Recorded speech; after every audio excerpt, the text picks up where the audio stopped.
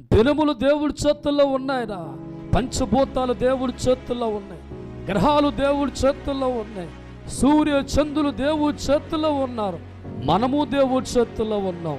దేవుడి కనుసైగ దాటి ఏదైనా జరుగుద్దా? ఏదైనా పొందగలమా? ఏ కార్యక్రమం జరగాలన్నా, ప్రపంచం ఏ రీతిగా మారాలన్నా దేవుడు ఆజ్ఞ బట్టి దేవుడి చేయి దాటుకొని రావాలి. అటువంటి కడుపును పుట్టిన బిడ్డగా అజ్ఞానంగా పరిగెత్తే క్రైస్తవులుగా ఉన్నావా?